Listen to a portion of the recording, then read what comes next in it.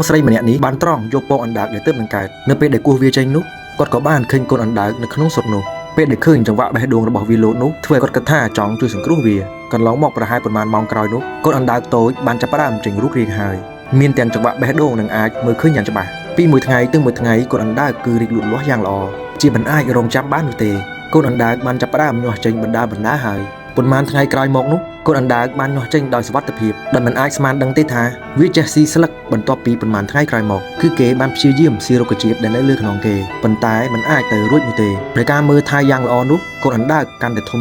ទៅហើយដែលគេទទួលបានការស្វាគមន៍ពីសត្វឆ្កែនិងឆ្មាផងដែរគឺគេចូលចិត្តញ៉ាំបន្លែខ្លាំងណាស់ជាពិសេសនោះគឺបន្លែស្រស់ៗបងស្រីមើលថែយ៉ាងល្អនៅមុជទឹកឲ្យវាស្ទើរតែរៀងរាល់ថ្ងៃដើម្បីឲ្យវាមានក្លិនក្រអូបជាប់រហូតប៉ុន្តែមានរឿងមួយដែលគាត់បារម្ភនោះគឺគាត់ខ្លាចអណ្ដើកមិនអាចស៊ាំនឹងការរស់នៅរបស់មនុស្សបានឡើយបងស្រីបានព្យាយាមរកគ្រប់វិធីដើម្បីសម្របសម្រួលទៅតាមគេនៅពេលនោះដែរគេក៏បានរីកលូតលាស់និងចាប់ផ្ដើមបើកភ្នែកបណ្ដាហើយគេក៏បានរីកលូតលាស់ធំឡើងហើយគឺធំរហូតដល់ផ្ទះរបស់បងស្រីមិនអាចធ្វើឲ្យគេធ្វើចលនាបានបងស្រីក៏បានសម្រេចចិត្តយកវាមកលេងនៅខាងក្រៅផ្ទះជាញឹកញាប់ដែលគាត់បានដាំរុក្ខជាតិជាច្រើនដើម្បីកូនអណ្ដើកនោះដែលធ្វើឲ្យគេដើរលេងយ៉ាងសប្បាយចិត្តបំផុតគឺការប៉ັດណាស់ដូចដែលបានឃើញអញ្ចឹងពីមួយថ្ងៃទៅមួយថ្ងៃគឺវាកាន់តែធំទៅ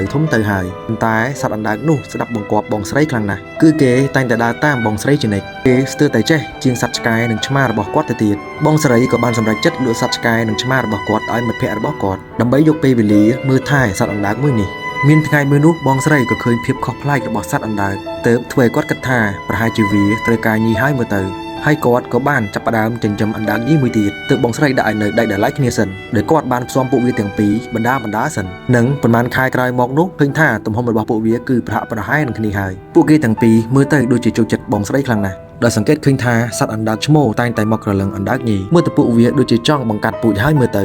និងសភាពរបស់ពួកគេនោះក៏អាចធ្វើឲ្យពួកយើងទីដឹងបានដែរសត្វអណ្ដើកញីក៏បានទៅកាយដីមួយកន្លែងប៉ុន្មានថ្ងៃក្រោយមកទៀតនោះសត្វអណ្ដើកញីក៏បានពងចេញមកជាច្រើនហើយបងស្រីក៏បានព្យាយាមឲ្យអាហារពៅទៅឲ្យអណ្ដើកញីដើម្បីឲ្យវាមានកម្លាំងនិងមានសុខភាពល្អនិងបងស្រីបានរៀបចំកន្លែងផ្សេងដើម្បីទទួលកូនរបស់វាផងដែរមិនខុសនោះទេប៉ុន្មានថ្ងៃក្រោយមកនោះកូនអណ្ដើកក៏បានញាស់ទាំងអស់មើលទៅពួកវាញាស់ស្ទើរតែក្នុងពេលតែមួយទៅហើយគឺពិតជាស្រស់ស្អាតខ្លាំងណាស់ពួកគេបានរៀនស៊ីចំណីនិងបន្លែដោយខ្លួនឯងបងស្រីរំពឹងទុកថាគាត់នឹងយកវាមកចិញ្ចឹមទាំងអស់តែម្ដង